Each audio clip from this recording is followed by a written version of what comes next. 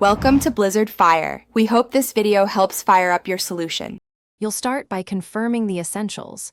Check that your iPad is updated and online, and have your Apple ID ready. Next, open Settings and tap your name at the top to access Apple ID controls. This is where iCloud lives. If two-factor authentication prompts appear, complete them so changes apply securely. Once done, you're positioned inside your Apple ID settings. Now you can reach iCloud options and proceed to enable iCloud Drive without risking loss. From your Apple ID screen, tap iCloud and scroll to iCloud Drive. This exact toggle activates file syncing. Turn it on, then pay attention to the prompt about merging versus replacing local data. Choose Merge to combine existing files safely.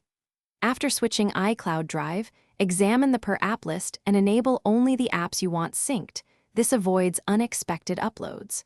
Once set, you'll see the Files app populate. Give it a moment while iCloud syncs your content in the background.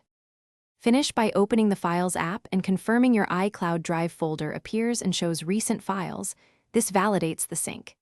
If things stall, make sure you're signed into the correct Apple ID, that iCloud storage isn't full, and that you have a stable network. If files still won't sync, try a simple reset. Toggle iCloud Drive off, wait about 10 seconds, then turn it back on. This forces a refresh. If problems persist, restart the iPad and check Apple system status for outages. Thanks for watching. If you found this helpful, don't forget to like and subscribe.